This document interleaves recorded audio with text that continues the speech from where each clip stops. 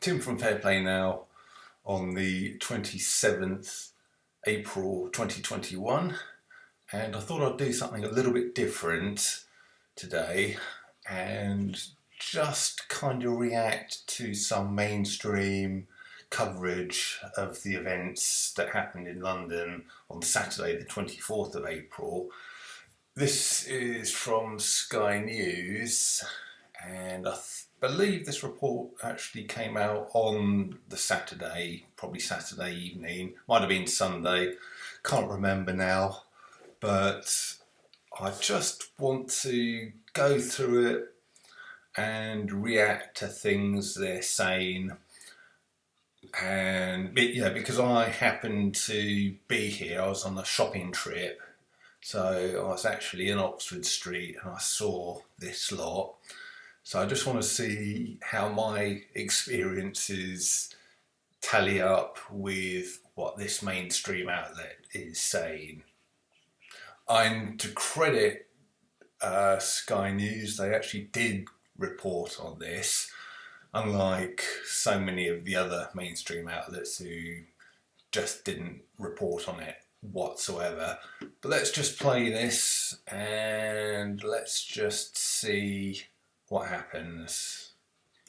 Snaking their way along Oxford Street, many thousands of protesters.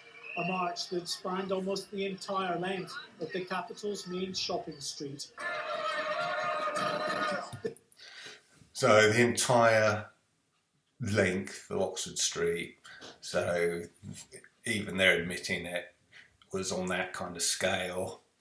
Although some of the very first words he said, snaking their way along the sort of main shopping street, or whatever he said, snaking, it's a bit of a sort of a negative term to use, isn't it? Or is that just me? This was a noisy affair.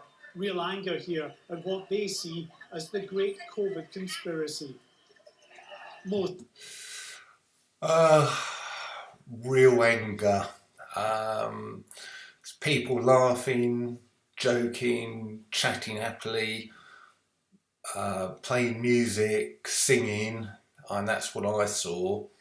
I didn't see much anger, to be honest with you. So that's a bit strange. Most certainly won't share those views, but the people here believe they speak for a huge chunk of the population, railing against continued COVID restrictions, against the prospect of so-called COVID passports, and even against the wearing of face masks. And even against the wearing of face masks, as if that really is proving that these people are in some way complete nutters. I mean, after all, who would kind of object to wearing face masks everywhere? And that's kind of the tone he was saying, wasn't it? And he also said that the people on this march, their views won't be shared by the vast majority of the population. Well, I think he might be surprised as to just how many people out there are with these people. Among the protesters, others who even believe the vaccine programme is unnecessary and being driven by the big pharmaceutical companies. I think we've been taken over by what's becoming a totalitarian state, which is based on very bad science, in fact false science, and there's a fraud behind a lot of it. Already we're being limited with testing. You're not able to get medical treatment if you say no to testing. Some people literally do not have the ability to be tested. They have health conditions. It's just limited. This is like being in a Nazi state. And Notice how at the start of that last little bit I played there, he said some of them even believe the rollout of the big V was unnecessary, kind of implying, God, these people are sort of utter and complete nutcases, aren't they? How dare they even question the sort of great sort of deity of the big V? What blasphemy. That's kind of almost the tone he was taking on that, wasn't it? There's somebody who's Jewish. And I'm that's very his aware. game. Yes, of course we are. We're in a prison here. People don't even realise we're in a prison. There will be many who view these images with alarm, angry at those they believe are ignorant and irresponsible. But those here believe it's others who are blind to the reality of the situation. There are multiple viewpoints here, many different concerns, but the one thing that unites everyone is the unshakable belief that the government is slowly eroding their basic freedoms. Well, I don't think that's a belief that the government are slowly eroding our freedoms. I think it's fact. You know, anyone with their eyes open, that's just fact, isn't it? And as far as all those people up and down the country who he says will be angry at these people here, I don't think they will be. I mean, yes, of course, some people will, but I think there'll be a minority. I think most people see this as, you know, just people's right to protest. And that suspicion of the media, of big corporations, of the state was shared at demonstrations in other parts of the country.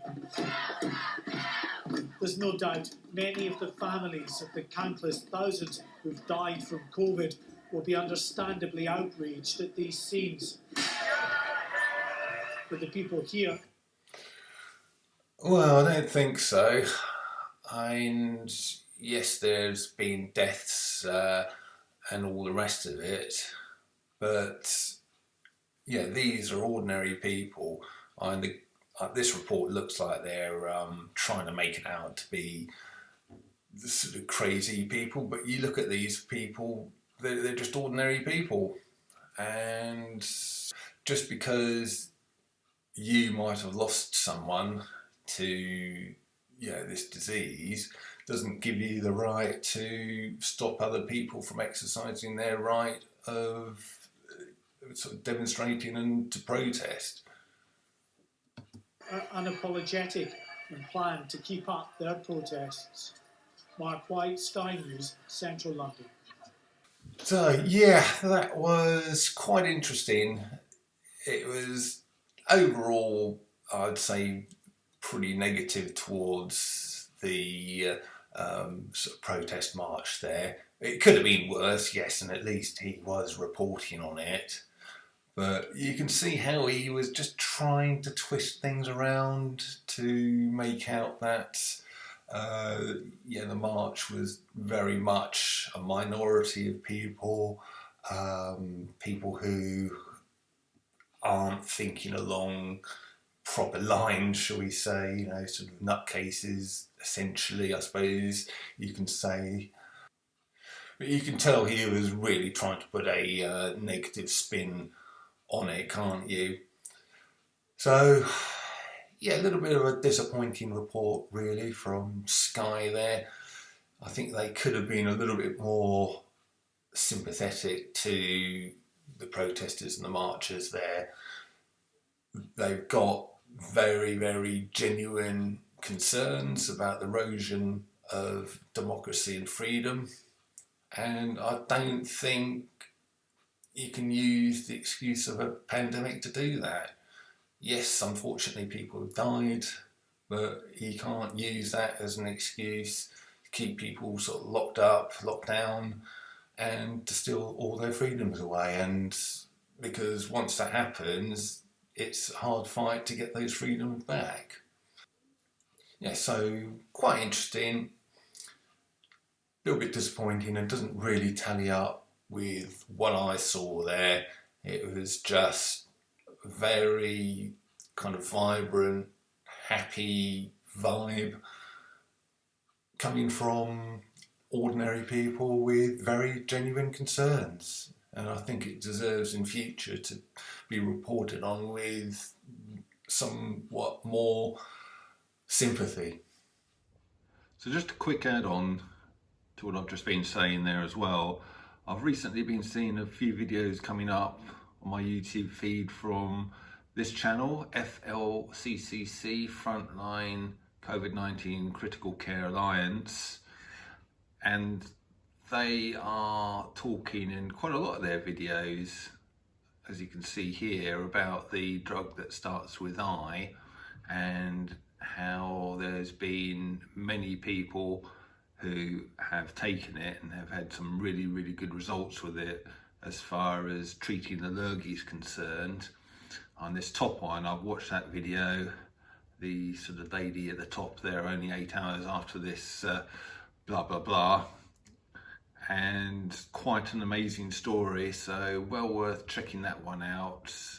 Flccc video entitled Only 8 Hours, etc.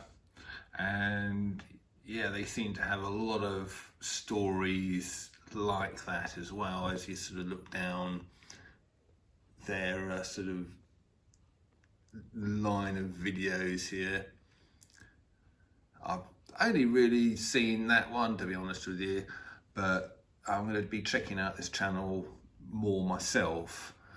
But certainly as far as that one's concerned, it looks like a very interesting channel, so I thought I'd point you in that direction, especially if you want to learn more about the drug starting with I, as I think we all should, because I think there's truths there that are being hidden and deflected away from, as per usual, by the mainstream.